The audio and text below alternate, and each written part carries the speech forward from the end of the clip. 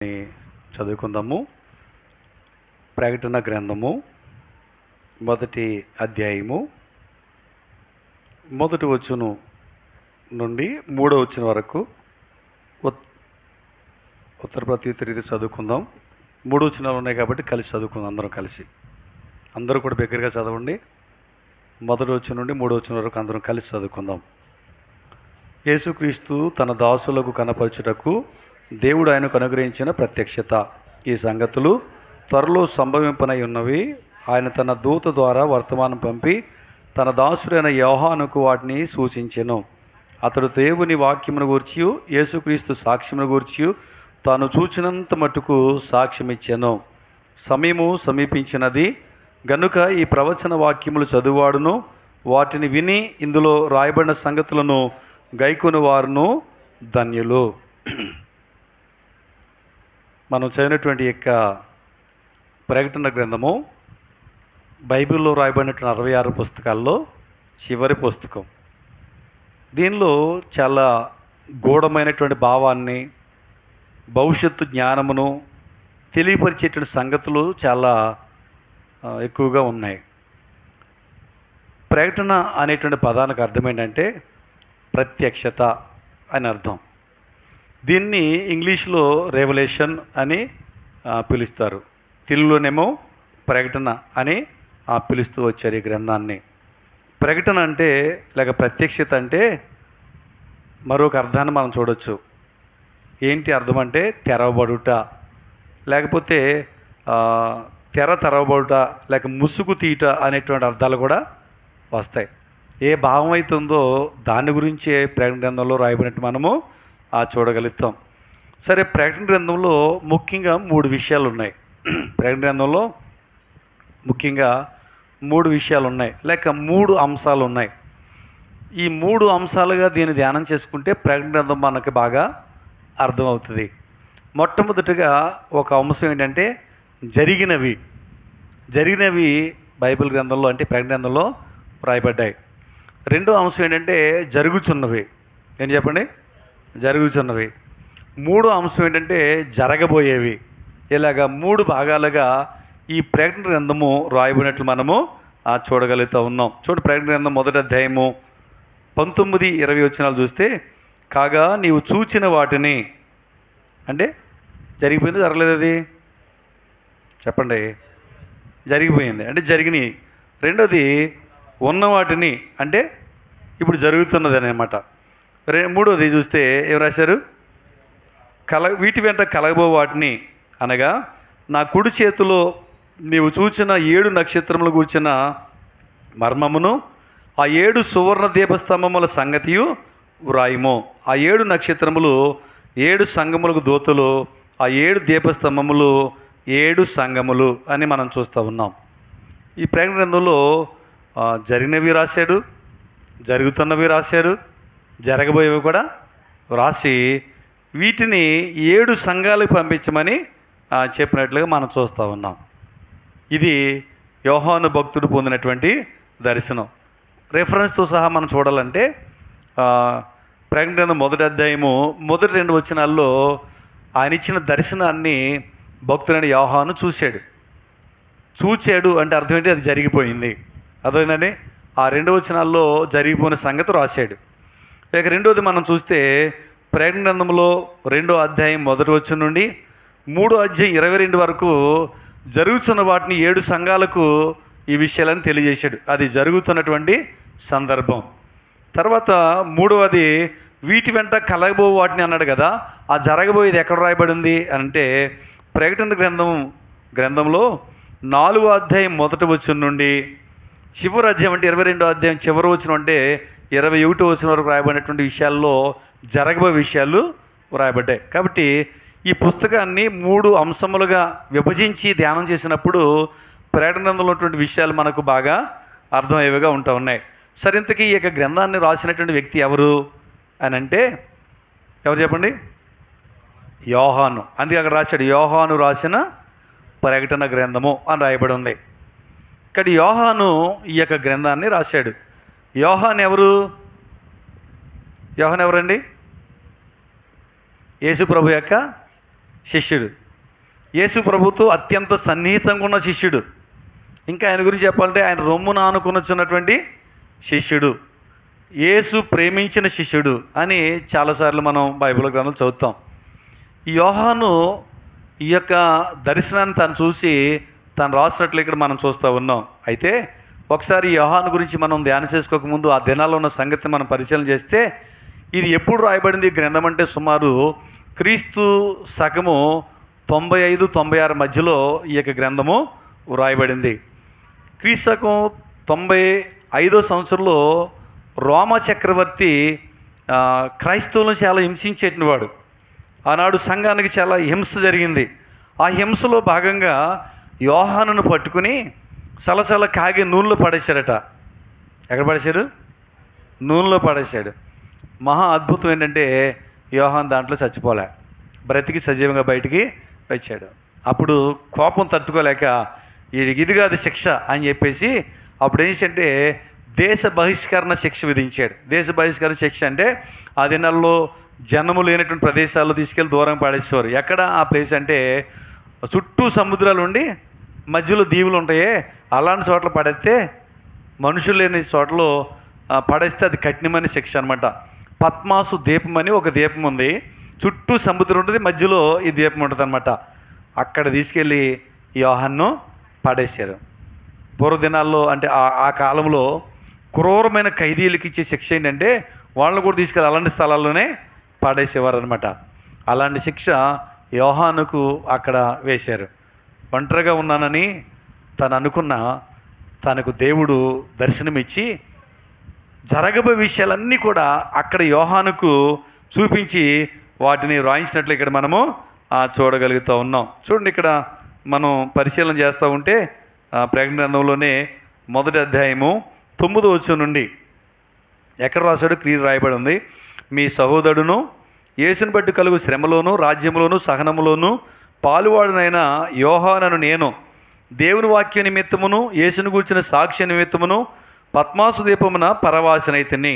సరే అండి, శ్రమల్లో నన్ను తీసుకెళ్ళి పద్మాసు దేశంలో పడేశారు, అక్కడ పరవాసిగా ఉన్నాను. అక్కడ ఉండగానే ఈ పుస్తకాన్ని తను రాసినట్లుగా ఇక్కడ జ్ఞాపకము చేస్తూ ఉన్నాడు. అయితే రాయబడినటువంటి విషయాల్ని ఎవరెవరికి తెలియజేయమన్నాడు అని అంటే చూడండి, ప్రభు దినమందు ఆత్మోసుడై ఉండగా బోరధ్వని వంటి గొప్ప స్వరము నీవు చూచినది పుస్తకంలో రాసి ఎఫెసు అనేటువంటి ఒక సంఘము, స్ముర్ణ అనేటువంటి 2వ సంఘం, పెర్గము అనేటువంటి 3వ సంఘం, తుయిదర అనేటువంటి 4వ సంఘం, సార్దీస్ అనేటువంటి 5వ సంఘం, ఫిలదెల్ఫీ అనేటువంటి 6వ సంఘం, లవదోకియా అనేటువంటి 7వ సంఘం, 7 సంఘాలకు వీటిని పంపమని చెప్పగా వింటిని అన్నాడు. ఈ విధంగా ఆయన చెప్పినటువంటి విషయాలను 7 సంఘాలకు పంపించమన్నాడు. తర్వాత 12వ వచనం చూసి ఇది వినగా నాతో మాట్లాడుతున్నటువంటి స్వరమేమిటో అని తిరగగా 7 సువర్ణ దీపస్తంభములను ఏం పట్టుకున్నట్టండి? 7 సువర్ణ దీప స్తంభములను, ఇంకా ఆ దీపస్తంభముల మధ్యన మనుష్య కుమారుని పోలిన ఒకని చూచితిని. 7 సువర్ణ దీపాలు ఎక్కడుండేవి అవి? పూర్వదినాల్లో దేవుని మందిరంలో దీపస్తంభము అని ఇలా ఉండేదన్నమాట. అది మందిరంలో ఉండేది. అలాంటివి 7 కనపడుతూ ఉన్నాయి. 7 దీపస్తంభంలో మధ్యన ఎవరున్నారని చూస్తే దర్శనంలో మనుష్య కుమారుని పోలిన వాడిని చూచితిని. అంటే ఎవరిని చూశాడు? యేసు ప్రభుని చూస్తూ ఉన్నాడు. చూసిన తర్వాత ఆయన గురించి రాసుకుంటూ రాసుకుంటూ వచ్చిన తర్వాత చూస్తూ ఉంటే అక్కడ 17వ వచనంలో వచ్చారు చూడండి. 17వ వచనం, నేను ఆయనను చూడగానే చచ్చిన వాని వలె ఆయన పాదముల యొద్ద పడి తిని. అదేంటి, మనిషి కుమారుని చూడగానే చచ్చిన వాని వల్ల ఎందుకు పడ్డాడు? ఇది ప్రశ్న. యోహాను ఎవరు? యేసు ప్రభువుకి ప్రియమైన శిష్యుడు. అర్థమవుతుందండి? ప్రియమైన శిష్యుడు. ఆయన దర్శనం ఇచ్చి పద్మాసు దీపంలో పరవాసుకున్న సమయంలో ఆయన స్వరూపాన్ని చూపిస్తే సంతోషించాలా, చచ్చిన వారి పడిపోవాలా? ఏమండి, చచ్చిన వారి పడిపోయాడు. కారణం ఏంటి అని అంటే ఇక్కడ మనం చూడగలం, 3.5 సంవత్సరాలు యేసు ప్రభు శిష్యుడిగా ప్రభువుతో పాటు ఉన్నాడు. ఎంతకాలం ఉన్నాడు చెప్పాలి? 3.5 సంవత్సరాలు. 3.5 సంవత్సరాల్లో యేసు ప్రభువుకి దగ్గరగా ఉన్న వ్యక్తి. యేసు ప్రభువుతో సహవాసం కలిగి ఉన్న వ్యక్తి, అంత సన్నిహిత సంబంధం కలిగిన వ్యక్తి ఆయన దర్శనం రాగానే ఎందుకు ఇలా పడిపోతాడు అని అంటే 3.5 సంవత్సరాల్లో యేసు ప్రభువుని తాను చూసిన విధానం వేరుగా ఉంది. ఇక్కడ దర్శనంలో ప్రభు యొక్క స్వరూపము వేరుగా ఉంది. మామూలుగా మనిషి కుమారుడు అంటే భూమి మీద శరీరధారిగా ప్రభు ఉన్నప్పుడు చూసిన దానికిని పద్మాస దీపంలో దర్శనంలో చూసిన ఆయన స్వరూపానికి ఉన్నటువంటి వ్యత్యాసం చూడగానే ఏమైపోయిందా, చచ్చిన వాని వలె పడిపోతుంది. అంటే ఏం చూసాడయ్యా అంటే కేవలం కృపతో యేసుప్రభు భూమి మీద ఉన్నప్పుడు ఆయనను మామూలుగా చూశాడు. కానీ ఇప్పుడు చూసిన దర్శనం ఏంటంటే యేసుప్రభు రెండవ రాకడలో ఏ విధంగా రాబోతున్నాడో ఆ స్వరూపానికి సాదృశ్యమైన స్వరూపాన్ని చూశాడు. అరే ఇలా రాబోతున్నాడు ఆయన, ఈ విధంగా ఆయన ఉండబోతున్నాడు అని ఆయన దర్శనం చూడగానే చచ్చిన వాని వల్ల ఆయన పాదాల దగ్గర పడినట్టుగా మనం చూస్తూ ఉన్నాం. కాబట్టి ఇప్పుడు మనం ఈ యొక్క యోహాను రాసిన ప్రకటన గ్రంథాన్ని మనం ధ్యానం చేసుకుందాన్ని ప్రారంభించాము. అది 7 సంఘాల గురించి ధ్యానం చేసుకోకముందు అసలు యోహాను తన దర్శనంలో ఏం చూశాడు, యేసుప్రభుని ఏ విధంగా చూశాడు, ఎందుకు చచ్చిన వాని వల్లే పడ్డాడు అనేది మనం పరిశీలిద్దాం. ఆ తర్వాత ఎఫెసు, స్మరణ ఇలాగ ఈ సంఘాల గురించి ప్రభు చిత్తమైతే వాటిని కూడా మనం ధ్యానము చేసుకుందాం వారం. సరే, ఇప్పుడు మొట్టమొదటిగా మనం చూస్తూ ఉంటే చూడండి, పద్మాస దీపంలో యోహాను చూసినటువంటి క్రీస్తు స్వరూపము రెండవ రాకడలో ప్రభు వచ్చినప్పుడు ప్రభు కలిగినటువంటి గంభీరమైన స్వరూపాన్ని సాదృశ్యంగా ఉందన్నాం కదా. ఏ విధంగా ఉంది ఇప్పుడు మనకు కూడా అనిపిద్ది, అరే తేడాగా ఉందా అంటే చాలా గంభీరంగా ఉందా, గొప్పగా ఉందా, నేను కూడా చూస్తే బాగుండు అనిపిస్తుంది కదా మనకి. కాబట్టి ఏ విధంగా ఉందో భక్తుడిగా వివరించాడు, దాన్ని మనం మొదట ధ్యానం చేసుకుందాం. చూడండి, మొదటి అధ్యాయము 13వ వచనం నుండి 16వ వచనం వరకు ఆయన యొక్క స్వరూపాన్ని వివరించాడు. వాటిని ఇప్పుడు మనం ధ్యానం చేసుకుందాం. మొట్టమొదటిగా చూడండి, ఆయన స్వరూపం ఎలా ఉంటుందో చెప్పాడు. ప్రకటన గ్రంథం మొదటి అధ్యాయం 13వ వచనంలో, తిరుగా 7 సువర్ణ దీపస్తంభములను, ఆ దీపస్తంభముల మధ్యను మనుష్య కుమారుని పోలిన ఒకను చూచితిని. ఆయన తన పాదముల మట్టుకు దిగుచున్న వస్త్రము ధరించుకొని, చాలండి, ఒకసారి యేసు ప్రభుని ఆ దర్శనం చూసినప్పుడు ఎలా ఉన్నాడు ఆయన అంటే పాదములు దిగుచున్న వస్త్రాన్ని ధరించుకున్నాడంట. ఇలాంటి వస్త్రాలు ఎవరు ధరించుకుంటారు అసలు? ఒక వస్త్రాన్ని చూసేటప్పటికి సాధారణ అంగీలో ఆ దినాల్లో వేసుకునేవాళ్ళు. కానీ ఇది ఇంకా విచిత్రంగా తను చూశాడు. ఏంటి ప్రభు ఎలా ఉన్నాడు అని అనుకున్నాడు. నిజానికి ఆ అంగీ ఎవరేస్తారో, ఆ యొక్క వస్త్రాలు ఎవరేస్తారంటే చూడండి ఒకసారి, నిర్గమకాండం 28వ అధ్యాయం 4వ వచనం తీసిన వాళ్ళు చదవండి. నిర్గమకాండం 28వ అధ్యాయం 4వ వచనం.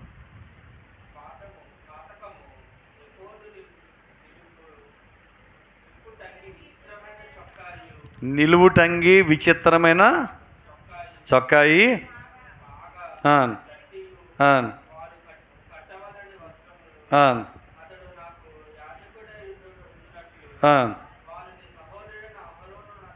చూడండి, యాజకులకి ఇచ్చేవారంట. ఏ యాజకుడు అది?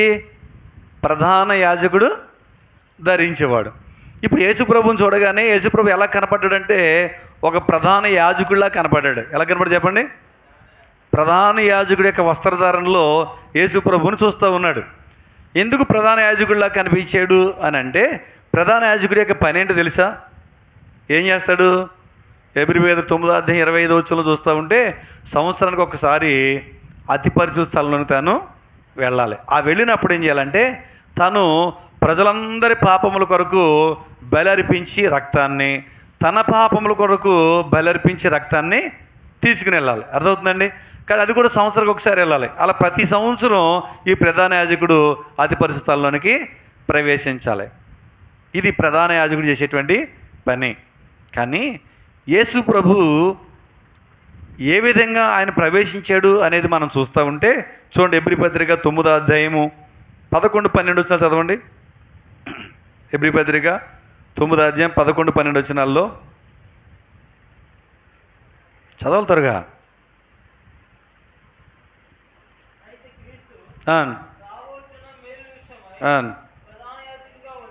అయితే క్రీస్తు రాబోచున్నటువంటి మేలు విషయమే ప్రధాన యాజకుడిగా వచ్చి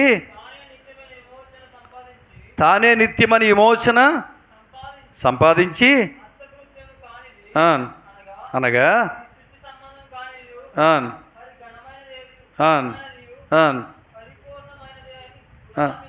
గుడారము ద్వారా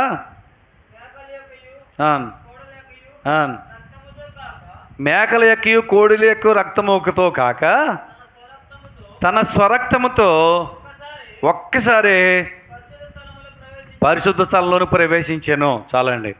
యాజకుడి పని ఏంటంటే, ప్రధాన యాజకుడి పని ఏంటంటే సంవత్సరం ప్రజలందరి పాపాల నిమిత్తం రక్తం తీసుకుని తన పాపాల కోసం రక్తం తీసుకుని వెళ్ళి రావాలి. అది ప్రతి సంవత్సరం జరుగుతున్న ప్రక్రియ. కానీ యేసు ప్రభు ప్రధాన యాజకుడిగా ఉండి తన యొక్క రక్తాన్ని మన కొరకు అర్పించి ఇక ప్రతి సంవత్సరం బలి అవసరంలా, తన రక్తమే బలిపశువుగా అర్పించి తన రక్తాన్నే తీసుకుని ఒక్కసారి ఆ పరిశుద్ధ స్థలానికైనా ప్రవేశించాడు. కానీ ఇప్పుడు యోహాను యేసు ప్రభువుని ఎలా చూస్తానంటే, ఆయన మన ప్రధాన యాజకుడు. ఎవరు చెప్పండి? ఆయన మన ప్రధాన యాజకుడు. ఆయన చిందించే రక్తంలో మన పాపాలన్నీ కడగబడ్డాయి అని ఆయన యొక్క రూపాన్ని యోహాను చూస్తున్నట్లు ఇక్కడ మనము చూడగలుగుతూ ఉన్నాం. ప్రభువే మన ప్రధాన యాజకుడు. ఆయన తన స్వరక్తమునిచ్చి మనల్ని వేసాడు, కడిగాడు. ఆ రక్తంతో ఆయన పరిశుద్ధ స్థలంలోనికి ఆయన ప్రవేశించినట్లుగా మనము చూడగలుగుతున్నాం. ఇంకా రెండవదిగా చూస్తే చూడండి, 13 చదవండి.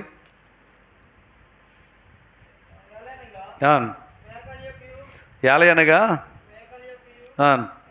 ప్రకటన గ్రంథం 1వ అధ్యాయం 13 నేను చెప్పింది. పాదముల మట్టుకున దిగుచున్న వస్త్రము ధరించుకొని రొమ్మునకు బంగారు దట్టి కట్టుకొని ఉండెను. ఇప్పుడు రెండో స్వరూపం చూస్తూ ఉన్నాం. యేసు ప్రభు యొక్క దర్శనం, యేసు ప్రభు చూసే దర్శనంలో ప్రభు పాదములోటి దిగుచున్న వస్త్రధారణలో అంటే ప్రధాన యాజకుడిగా కనిపించాడు. రెండోది ఎలా కనిపించాడయ్యా అని మనం చూస్తుంటే, రొమ్మునకు బంగారు దట్టి కట్టుకొని ఉండెను. అంటే ఈ చుట్టూ కూడా ఏముందంట, బంగారంతో ఒక దట్టి కట్టుకున్నట్లుగా చూస్తూ ఉన్నాం. ఇలా బంగారాన్ని ఎవరు అలంకరించుకునేవారు? పూర్వదినాల్లో రాజులు, చెప్పలే, రాజులు ధరించుకునేవారు ఆ విధంగా సింహాసనం కూర్చున్నప్పుడు. అంటే ఇప్పుడు యేసు ప్రభుని ఏ విధంగా చూస్తూ ఉన్నాడు ఇప్పుడు యోహాను? ఆయన త్వరలో రాబోయేటువంటి రాజుగా చూస్తూ ఉన్నాడు.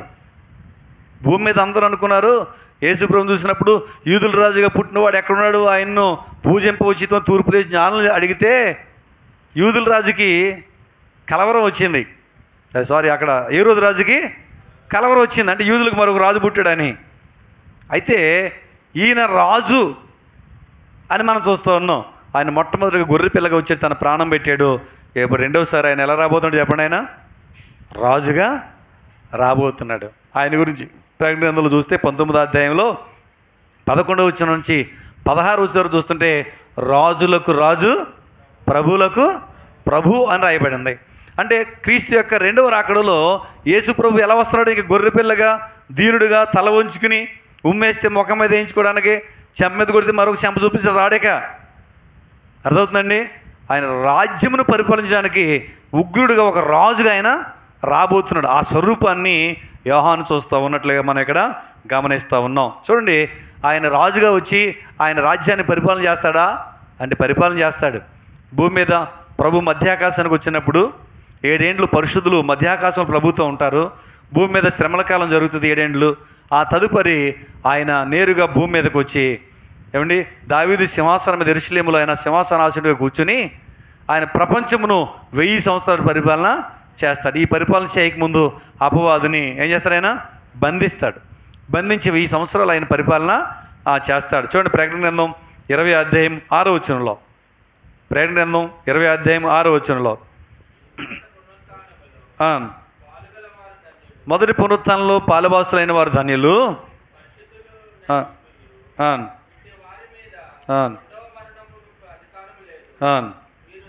వీరు దేవునికిని క్రీస్తుకును యాజకులై క్రీస్తు కూడా 1000 సంవత్సరములు రాజ్యము చేదురు. యేసు ప్రభు రాజ్యం చేస్తూ ఉన్నాడు, 1000 సంవత్సరాలు పరిపాలన చేస్తూ ఉన్నాడు. ఇప్పుడు ఎవరైతే క్రీస్తు రక్తంలో కడగబడి ఆయన బిడ్డలుగా జీవించి ఆయన రాకడలు ఎత్తబడతారో వాళ్ళు కూడా యేసు ప్రభుతో పాటు ఉండి ఏం చేస్తారంట? రాజ్య పరిపాలనలో పాలుభాగస్తులుగా చేయబడతారు. కాబట్టి ఇప్పుడు యోహాను చూసిన దర్శనంలో ఏం కనపడుతూ ఉంది? భూమి మీదేమో కొడితే కొట్టించుకున్నాడు, తిడితే తిట్టించుకున్నాడు, కృప అనుకుంటూ వెళ్ళాడు, రోగులను బాగు చేశాడు, అంత దీనుడిగా ప్రభు కనిపించాడు. ఇప్పుడేమో ఆయన రాజుగా రాబోతున్న దృశ్యాన్ని తాను చూడగలుగుతూ ఉన్నాడు. అందుకే ఆ దృశ్యం చూడగానే ఒకసారి ఆశ్చర్యం వేసింది.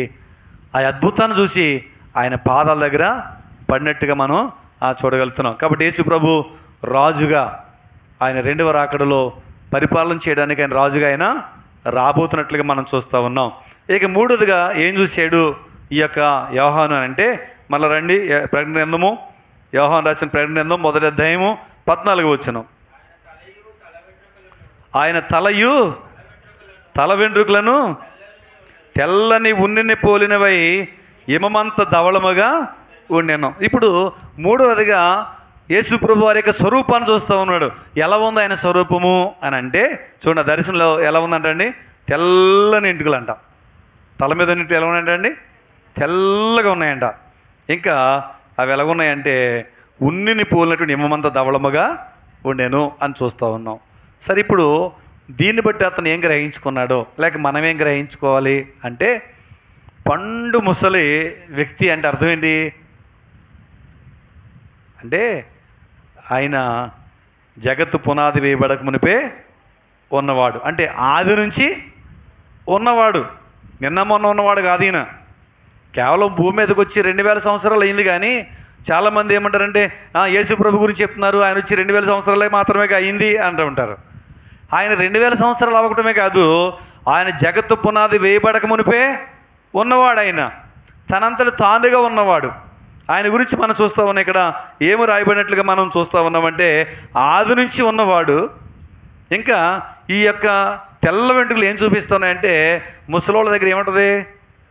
జ్ఞానం ఉంటుంది. అవును కదా? కాబట్టి ఇప్పుడు ఆయన మహాజ్ఞాని. ఆ పదం వాడే కంటే ఇంకో పదం వాడచ్చు. ఏంటంటే అనంత జ్ఞాని. ఏం జ్ఞాని చెప్పండి? అనంత అనేటువంటి పేరుకి అర్థమేంటి? అంతం లేదు. మనుషులకైతే పరిమితం ఉంటుంది జ్ఞానానికి, దేవుని యొక్క జ్ఞానానికి పరిమితము లేదు. కాబట్టి ఆయన అంత గొప్ప జ్ఞానం కలిగినవాడని, తండ్రి కుమార పరిశుద్ధాత్మ యొక్క సంపూర్ణత కలిగి ఉన్నవాడని ఇక్కడ తెలియబడతా ఉంది. కాబట్టి ఈ స్వరూపాన్ని చూడగానే చచ్చిన వారి వేళ పాదాల దగ్గర యోహాను పడినట్లుగా మనం చూస్తున్నాం. తెలుపు ప్రభు యొక్క మహిమకు, ప్రభు యొక్క పవిత్రతకు, ఇంకా ఈ తెలుపు యేసు ప్రభు వారి యొక్క దైవత్వానికి కూడా సాదృశ్యంగా మనము చూడగలుగుతున్నాం. భూమి మీద ఒక మనిషి కుమారునిగా చూశాడు, కానీ ఇప్పుడు ఆయన దైవత్వం కలిగినవాడుగా, దేవుడుగా, ఆయన గొప్పవాడుగా, మహిమ కలిగినవాడుగా, ఆది నుండి ఉన్నవాడుగా, ఆయన గొప్పవాడుగా ఆయన్ని తను చూడగలుగుతూ ఉన్నాడు. ఇదే ఇక్కడ మనము చూడగలుగుతున్నాం. ఆయన గురించి మనం బైబిల్ చదవగలిగితే, సమీపింపరాని తేజస్సులో అమరత్వము కలిగిన వాడు, ఆయన అక్షయుడు, ఆయన పరిశుద్ధుడు, ఇంకా ఆయన వెలుగై ఉన్న దేవుడు, ఆయన నీతిమంతుడని ఆ ప్రభు యొక్క గుణగుణాలు రాయబడ్డాయి. ఏవైతే ఆయన గురించి రాయబడ్డాయో అవే యోహాను దర్శనంలో చూస్తూ ఉన్నాడు. ఆయన గొప్పతనం చూడగానే, ఆయన మహిమను చూడగానే చచ్చిన వారి ఆయన పాదాల దగ్గర తనపడినట్లు ఇక్కడ మనం చూడగలుగుతున్నాం. ఇంకా ఈ దర్శనం గురించి మనం దానియేలు గ్రంథంలో కూడా చూడవచ్చు. తీస్తారా? 7వ అధ్యాయం 9వ వచనం. దానియేలు గ్రంథం 7వ అధ్యాయము 9వ వచనం. దానియేలు గ్రంథం 7వ అధ్యాయం 9వ వచనం.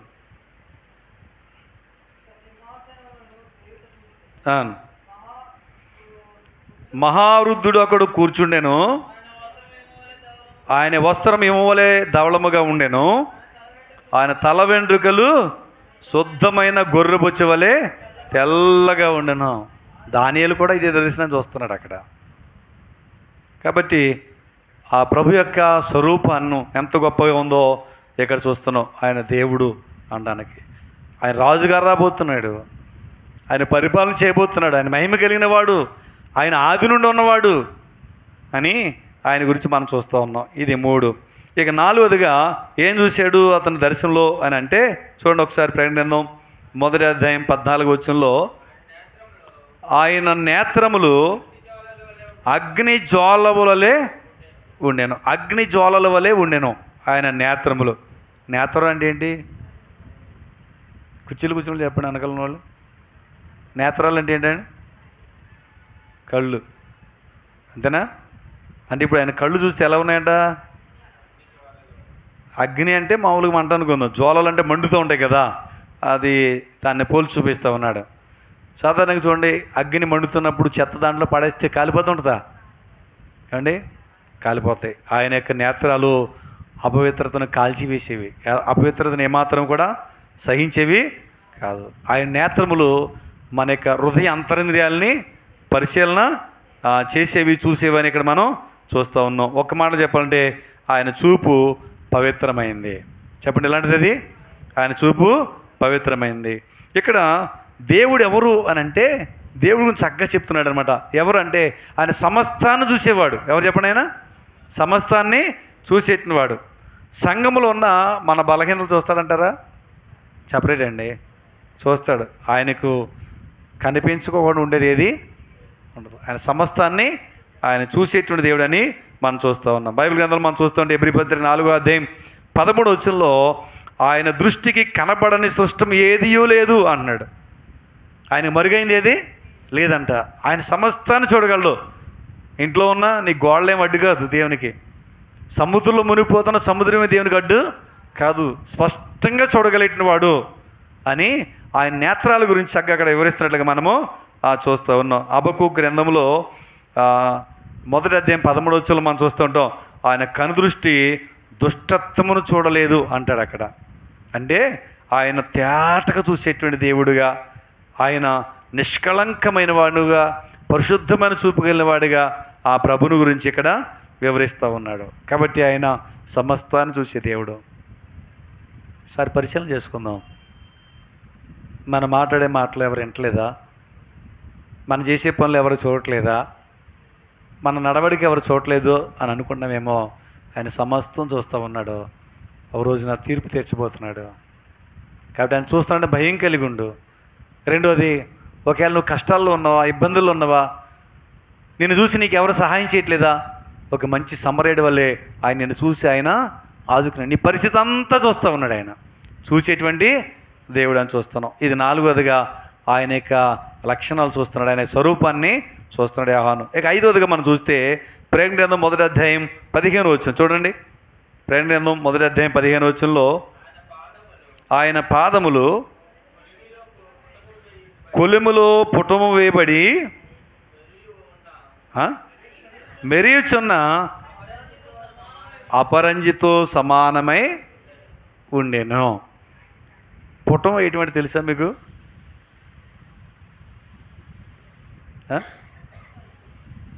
ఇప్పుడు బంగారాన్ని కొలిమిలో వేస్తారు, దానికి ఉన్న మస్టంతా పోయి స్వచ్ఛమైన బంగారము వస్తుంది. యేసు ప్రభు యొక్క పాదాలు చూపిస్తూ ఉన్నాడు.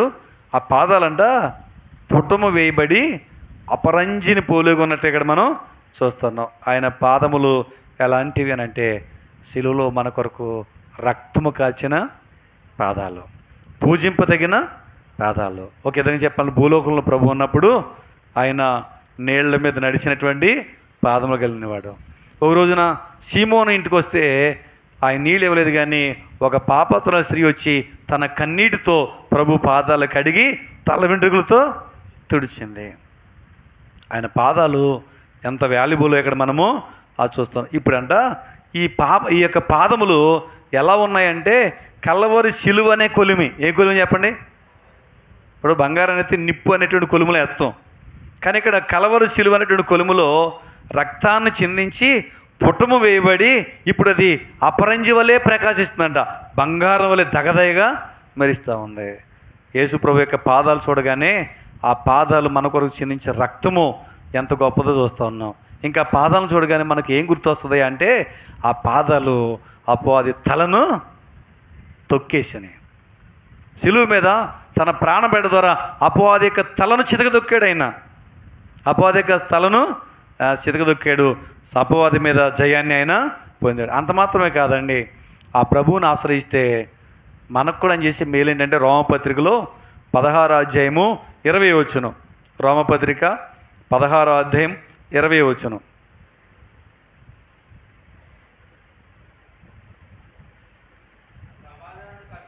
సమాధానకర్తయగు దేవుడు సాతానుని మీ కాళ్ళ కింద శీఘ్రముగా చిత్తక ద్రొక్కించును.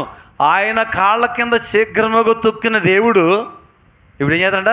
మన కాళ్ళతో కూడా తొక్కిస్తాడంట.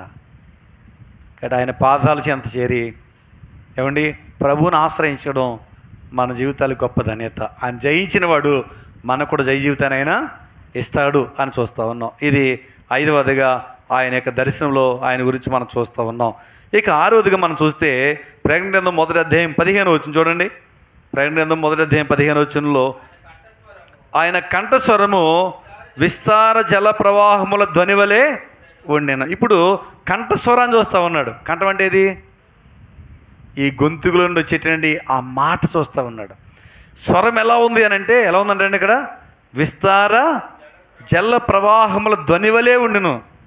చూడండి, వర్షాకాలం చూడండి, బాగా నీరు ప్రవహిస్తున్నప్పుడు ఒక ఏదైనా ధ్వని పుడతా ఉంటుంది. ప్రవాహం చేస్తున్నప్పుడు అద్భుతంగా ఉన్నా అది చూస్తే ఒక్కోసారి భయం కూడా వేస్తుంది. ఆ ధ్వని చూడగానే క్రొత్త నీరు వచ్చింది అని భయం వేస్తూ ఉంటుంది.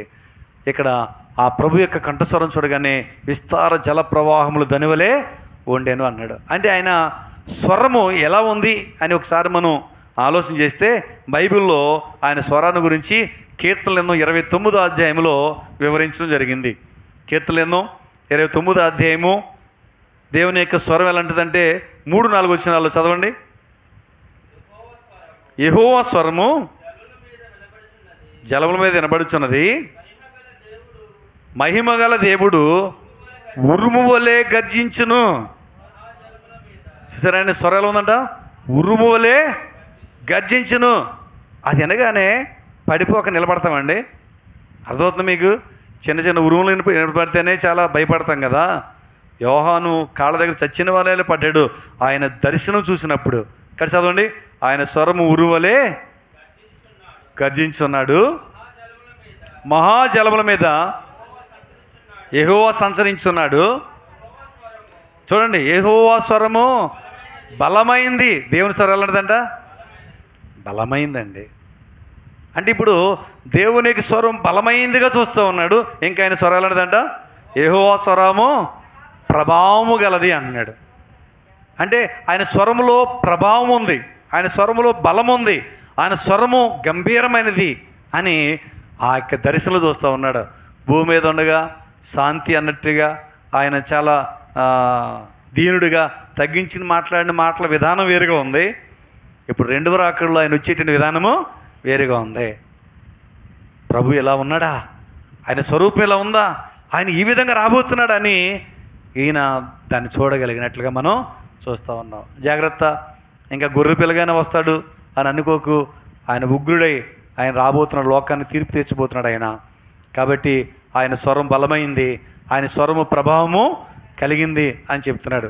ఇంకా మనం చూస్తూ ఉంటే ఆయన స్వరాన్ని గురించి చూస్తూ ఉంటే చూడండి 107వ అధ్యాయంలో 20వ వచనంలో రాయబడి ఉంది, ఆయన తన వాక్కును పంపి వారిని బాగు చేశాను.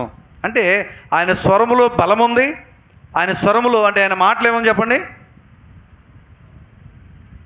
ప్రభావం ఉంది. ఈ ప్రభావమే రోగుల్ని స్వస్థపరుస్తుంది. ప్రభావం స్వస్థపరుస్తుందా అంటే ఒక రక్తస్రావం గల స్త్రీ వచ్చి యేసుప్రభు యొక్క వస్త్రాలు ముట్టుకోగానే ఆయనలో ఉన్న ప్రభావము ఇప్పుడు ఎవరికి వెళ్ళింది? ఆ రక్తస్రావ రోగం కలిగినట్టు స్త్రీలకి వెళ్ళగానే అక్కడ రోగ నివారణ అయ్యింది. అంటే ప్రభువులో ఉన్న ప్రభావము రోగిని స్వస్థపరిచింది. కాబట్టి ఆయన స్వరంలో ఏముంది చెప్పండి? ప్రభావం ఉంది. ఆయన స్వరము ఉరువలే గర్జించేవాడు, ఆయన స్వరము బలమైంది అని ఆ యొక్క ప్రభు యొక్క స్వరూపాన్ని తాను చూడగలిగినట్లు ఇక్కడ మనం చూస్తున్నాం. ఇది 6వది. 7వదిగా మనం చూస్తే ప్రకటన గ్రంథం 1వ అధ్యాయం 16వ వచనం చూడండి. ప్రకటన గ్రంథం 1వ అధ్యాయం 16వ వచనంలో ఆయన తన కుడి చేత 7 నక్షత్రములు పట్టుకొని ఉండెను. చాలండి, ఆయన కుడి చేత 7 నక్షత్రములు పట్టుకుండును. ఇప్పుడు ఏం చూపిస్తూ ఉన్నాడు యోహాను దర్శనంలో చూసిన దాన్ని రాస్తున్నాడు అంటే ఆయన కుడి చేయి చూపిస్తున్నాడు. ఏం చూపిస్తున్నాడు చెప్పండి? కుడి చేయి. ఈ కుడి చేతులు ఏమున్నాయంట? ఒక్కొక్క నక్షత్రం మన భూమండలం కంటే ఎన్నో రెట్లు పెద్దదే. అర్థమవుతుందండి? ఎన్నో రెట్లు పెద్దదే. అలాంటివి ఒక చేతితో ఎన్ని పట్టుకున్నాడంట? 7 నక్షత్రాలు పట్టుకున్నాడంట. దాన్ని దర్శనంలో చూశాడు. ఎవరు? యోహాను తను చూస్తూ ఉన్నాడు. అంటే ఇప్పుడు ఆయన చెయ్యి ఏం చూపిస్తుందయ్యా అని మనం ఆలోచన చేస్తూ ఉంటే చూడండి, ఆ యొక్క నక్షత్రాలు, ఆయన కుడి చేతిలో నక్షత్రాలు క్రీస్తు రక్తంలో కడమినటువంటి పరిశుద్ధులకు గుర్తుగా మనం చూడవచ్చు. అంటే ఇప్పుడు పరిశుద్ధుల్ని ఎంతవరకు పట్టుకుంటాడు ఆయన అంటే, యెషయా గ్రంథం 46వ అధ్యాయం 4 వచ్చి చూడండి, త్వరగా తీయాలి. యెషయా గ్రంథం 46వ అధ్యాయం 4 వచనం. ముదిమి వచ్చే వరకు నిన్ను ఎత్తుకునేవాడు నేనే, తల వెంట్రుకలు నెరయ్యే వరకు నిన్ను ఎత్తుకునేవాడును నేనే. అంటే ఇప్పుడు ఆయన చెయ్యి ఏం చూపిస్తుంది మనకంటే, నిన్ను ఎత్తుకునేవాడు నేనే, నిన్ను కాపాడేవాడిని నేనే, నిన్ను భద్రపరిచేవాడిని నేనే, చంకబెట్టుకునేవాడిని నేనే అన్నాడు. అంటే ప్రభు యొక్క హస్తము మనల్ని భద్రపరిచేది, ప్రభు యొక్క హస్తం మనల్ని భరించేది అని చూస్తూ ఉన్నాం. అంతేకాదండి, ఎప్పటి వరకు మోస్తాడంట? ముదిమి వచ్చే వరకు. ఎవరు విడిచిపెట్టేసిన ఆయన విడిచిపెట్టేవాడు కాదు. లోకంలో ఒక్కోసారి రక్త సంబంధం విడిచిపెట్టేస్తారు, ఒక్కోసారి బంధువులు విడిచిపెట్టేస్తారు, ఒక్కోసారి స్నేహితులు కూడా విడిచిపెట్టేస్తూ ఉంటారు. మనం ఎవరినైతే ఎక్కువ ఇష్టపడతామో వాళ్ళు కూడా ఒక్కోసారి మనల్ని విడిచిపెట్టేస్తారు. కానీ దేవుడు విడిచిపెట్టేవాడు కాదు. ఆయన చెయ్యి బలమైంది. చూస్తారా ఆయన చేయాలంటిదో? చూడండి, ఒక రిఫరెన్స్ చూద్దాం. కీర్తన 118వ అధ్యాయం 16వ వచనం. కీర్తన 118వ అధ్యాయం 16వ వచనం. యెహోవా దక్షిణ హస్తము మహోన్నతమాయను, యెహోవా దక్షిణ హస్తము సాహస కార్యములను చేయును. అంటే ఆయన చెయ్యి ఎంత బలమైందో చూపిస్తున్నాడు. ఎంత బలమైందంట? సాహస కార్యాలు చేసేదంట. యెషయా గ్రంథంలో మరో చాట అంటాడు, మోషే అంట కుడి చేతి పక్కనంట ఆయన మహిమగల బాహు వెళ్ళిందంట. ఎవరు బాహు అండి? మహిమగల బాహు వెళ్ళి ఏమైందంట? సముద్రం 2గా పాయలుగా చేసింది. అంటే ఆయన చెయ్యి ఎంత బలమైందంటే ఎర్ర సముద్రం 2 పాయలుగా 6 నెలలుగా చేసింది. ఆయన మహిమగల బాహు, సాహస కార్యాలు చేసేటువంటి బాహు ఇది అని చూపిస్తూ ఉన్నాడు. చాలామంది యేసుప్రభు యొక్క చేతుల గురించి మాట్లాడుతా, కొంతమంది ప్రభు అంటే గిట్టని వారు మాట్లాడితే ఏమన్నంటే, సిలువు మీద 3 మేకులు పీక్కులేనుడు ఏం చేస్తాడు అంటున్నారు. ఎవరంటండి ఆయన? పీక్కులేడా? ఆయన చెయ్యి ఎంత బలమైందో చూపిస్తూ ఉన్నాడు. ఆయన చెయ్యాలంటే సాహసకార్యాలు చేస్తూ చూపిస్తూ ఉన్నాడు. ఆయన వచ్చిందే మన కొరకు సిలువ మీద తన ప్రాణము పెట్టడానికి. ఆయన కనుక మేకులు పీకిన భూమి మీదకి వచ్చి తన ప్రాణం పెట్టకపోతే మనకు రక్షణ వచ్చేదే కాదు. మన రక్షణ కోసం, సర్వలోకులటువంటి మానవుల కోసం ఆయన పాప పరిహార బలిగా తన ప్రాణమును పెట్టడానికి ఒక గొర్రె పిల్లగా భూమి మీదకి ఆయన వచ్చాడు. కాబట్టి ఎందుకొరకు వచ్చాడు దాన్ని నెరవేర్చాడు ఆయన. అంతే. తెలియక మాట్లాడే మాటలు అవి అంతే. కానీ ఆయన హస్తం బలము లేనిది కానే కాదు. సాహస కార్యాలు చేసేటువంటి హస్తం అని చూస్తున్నాం. ఇక్కడ ఈ దర్శనంలో యేసుప్రభు వారి యొక్క హస్తము లేక చెయ్యి ఎంత బలమైందో చూపించాడు. అందుకేనండి భూమి మీద యేసుప్రభు శరీరం దాల్చి ఉన్నప్పుడు స్వరూపానికి, యోహాను పద్మాసు దీపంలో చూసిన దర్శనానికి ఉన్న వ్యత్యాసాన్ని చూడగానే చచ్చిన వాని వల్ల ఆయన పాదాల దగ్గర పడ్డాడు. నువ్వు యేసుప్రభుని ఎలా ఊహించుకున్నావు? ఆయన ఎంత గొప్పవాడు, ఆయన ఎంత శక్తిమంతుడు, ఆయన ఏ విధంగా రాబోతున్నాడో, ఆయన రాజుగా పరిపాలన ఏ విధంగా చేయబోతున్నాడో, ఆయనతో పాటు నువ్వు కూడా ఉండి ఆ పరిపాలనలో బాలభావిస్తుగా ఉండాలని నువ్వు ఊహించుకున్నావా? ఆయన శక్తి సామర్థ్యాలు పెరిగావా? ఆయన బలము, ఆయన యొక్క శక్తి నువ్వు గ్రహించగలిగావా? గ్రహిస్తే గొప్పవాళ్ళం అవుతాం. చూడండి, ఇది 7వదిగా మనం చూసాం ఆయన చెయ్యి ఎంత బలమైందో. ఇంక 8వది మనం చూస్తే ప్రకటన గ్రంథం 1వ అధ్యాయం 16వ వచనంలోనే ఏమన్నాడు? ఆయన నోట నుండి 2 అంచులు గల వాడైన ఖడ్గం ఒకటి బయలు వెడలుచుండెను. ఇప్పుడు నోట్లోంచి ఏమొస్తుందంటే చెప్పండి, చెప్పలే.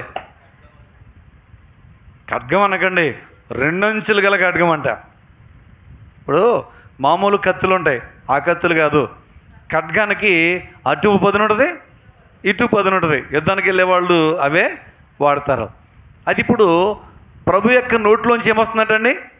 2 అంచులు గల ఖడ్గము, వాడైనటువంటి ఖడ్గము బయలు వెడలుచున్నది అన్నాడు. ఈ ఖడ్గము దేని గుర్తు అంటే చెప్తారా దేని గుర్తు? ఖడ్గం, రెండంచులు గల ఖడ్గం దేని గుర్తు? దేవుని వాక్యాన్ని గుర్తు. చూస్తారా బైబిల్ గ్రంథంలో మనం చూస్తే హెబ్రీ పత్రిక 4వ అధ్యాయం 12వ చూడండి.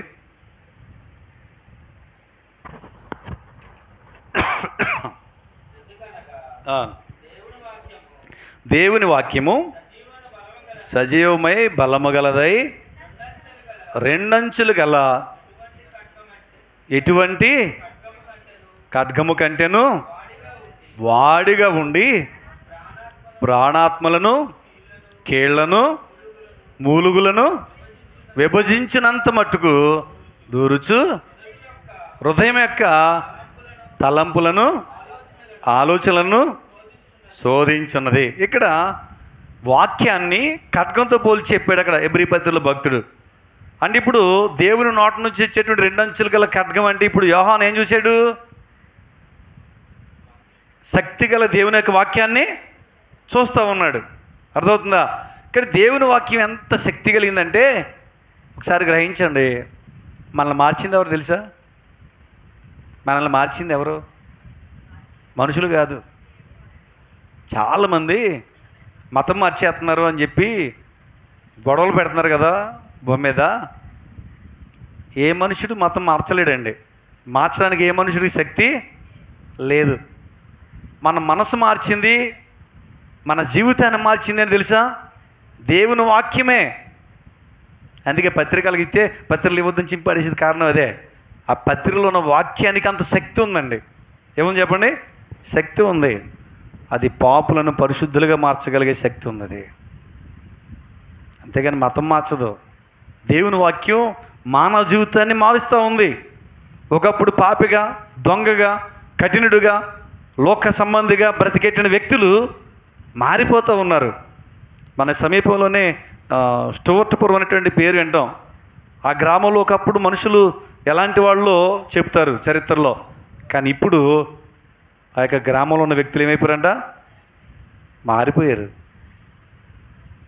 వాళ్ళని మార్చింది ఎవరు? దేవుని వాక్యం. ఇక దొంగతనం చేయరేక దేవుని కోసం బ్రతికెట్టిన వారిగా మార్చింది. ఏదో పేరు అయితే ఆ ఊరు పేరు ఉందని చెప్పేసి బాగా సినిమాలు కూడా పేరు తీసేశారని చెప్పి ఆ ఊరి గురించి మాట్లాడతాం. కానీ మన మధ్యలో కూడా అలాంటి కఠిన వ్యక్తులు చాలామంది ఉన్నారు. అలాంటి వారిని ఎంతోమందిని మార్చింది దేవుని వాక్యం. వ్యభిచారులు మార్చింది, దొంగలు మార్చింది, నరహంతకులను మార్చింది, అనేకమైన పాడైపోయిన జీవితాలను మార్చింది. కాబట్టి బైబిల్లో మనం చూస్తాం సమర స్త్రీ మారింది. పాత నిబంధనలు చూస్తాం రాహాబు అనేటి వేశ్య మారింది. ఎంతోమంది వారు బ్రతుకును మార్చుకున్నారు. దేవుని మాట వారి జీవితాలని మార్చేది. కానీ ఇప్పుడు ఆయన నోట నుండి వచ్చేటువంటి దేవుని మాట ఎంత శక్తి కలిగిందో, మానవ జీవితాన్ని ప్రభావితంగా చేసేది, మానవ జీవితాన్ని మార్చేదని మనం చూడగలుగుతూ ఉన్నాం. మనల్ని మార్చింది కూడా దేవుని మాటలే. కాబట్టి ఇక్కడ మనం చూసేది ఏంటంటే దేవుని మాట వినేవారిని, బోధించేవారిని కూడా వాక్యం ఏం చేస్తుంది తెలుసా? గద్దిస్తుంది. మీకు తెలుసా? రెండంచులు గల ఖడ్గం అంటే ఒకటి మీ పక్కన పెట్టాను అనుకోండి, మిమ్మల్నే గద్దించడం కాదు, రెండో పక్క నన్ను కూడా, ఎవరైనా సరే బోధించే వ్యక్తిని కూడా గద్దించేది. వినేవారిని గద్దిస్తుంది, బోధించేవారిని కూడా గద్దిస్తుంది. చెప్పేవారిని సరిచేద్ది, వినేవారిని కూడా సరిచేద్ది. ఈ శక్తి సామర్థ్యం కేవలం దేవుని వాక్యానికి ఉన్నట్టు చూస్తున్నాం. ఇలాంటి గొప్ప వాక్యాన్ని ఎవరు చూశారు? ఎఫెసీ పత్రిక 6వ అధ్యాయం 17వ వచనంలో ఈ మాట చదవండి. ఇలాంటి గొప్ప వాక్యాన్ని యోహాను అనే భక్తుడు పద్మాసు దీపంలో చూస్తూ ఉన్నాడు. ఎఫెసీ పత్రిక 6వ అధ్యాయం 17 చదవండి. మరియు దేవుని వాక్యమును ఆత్మఖడ్గమును ధరించుకొనుడి. చాలండి. ఇక్కడ భక్తుడు వాక్యాన్ని దేంతో పోల్చాడు? మరలా దేవుని వాక్యం అనే ఆత్మఖడ్గాన్ని ధరించుకోండి అన్నాడు. ఇక్కడ మనం ఏం ధరించుకోవాలి చెప్పండి? ఇప్పుడు వాక్యాన్ని ధరించుకోవాలి. వాక్యం అంట మన చేతిలో ఉండాలి. దేంట్లో చెప్పండి? మన చేతిలో ఉండాలి. వాక్యం అంట మన నోట్లో ఉండాలి. వాక్యం అంట మన హృదయంలో ఉండాలి. అర్థమవుతుందండి? కానీ వాక్యాన్ని గోడకు పెడతారు, నువ్వు అక్కడే ఉండి అంటారు. ఇక్కడ రానివ్వరు. చర్చికి వస్తా కూడా చాలామంది చేతితో బైబిల్ పట్టుకురారు. చాలామంది చేతులు దేవుని గ్రంథాన్ని మోయడానికి కూడా బద్ధకమే. చేతిలో వాక్యం ఉండాలి, నోట్లో వాక్యం ఉండాలి, హృదయంలో కూడా వాక్యం ఉండాలి. ఇది అలాంటి గొప్ప బలమైందని మనం చూస్తూ ఉన్నాం. ఇక చివరిగా 9వది చూసి మనం ముగించుకుందాము. చూడండి, 9వదిగా ఏం చూసాడు? 16వ వచనంలో ఆయన ముఖము మహా తేజస్సుతో ప్రకాశించున్న సూర్యుని వలె ఉండెను. ఈ 9 లక్షణాలు ఎవరు చూశారండి? యోహాను చూశాడు. ఇప్పుడు చివరిగా ఆయన ముఖాన్ని చూశాడంట. ముఖం ఎలాగుంది చెప్పాలి? ముఖం ఎలాగుందంట? మహా తేజస్సు అంట. అంటే మనకు అర్థం అవడానికి చిన్న పోలిక చెప్తాను. మిట్ట మధ్యాహ్నం బాగా ఎండేస్తున్నప్పుడు సూర్యుని చూస్తే ఎలా ఉంటాడు? బాగా తేజస్సు ఉంటుంది, ఉండదా? అంతకంటే తేజస్సు కలిగిన వాడిగా మహా తేజస్సుతో ప్రకాశిస్తున్నటువంటి ప్రభువుని చూశాడు. అంటే ఇప్పుడు యేసు ప్రభువుని సూర్యునితో పోలుస్తున్నాడు, తేజస్సుతో పోలుస్తున్నాడు, వెలుగుతో పోలుస్తున్నట్టు ఇక్కడ మనము చూస్తున్నాం. ఆయన మహిమ, పరిశుద్ధత, ఆయన ప్రకాశించేటువంటి విధానము ఆయన చూస్తూ ఉన్నాం. కాబట్టి ఇప్పుడు ఆయన నీతి సూర్యుడు. చెప్పండి ఎవరైనా, నీతి సూర్యుడు.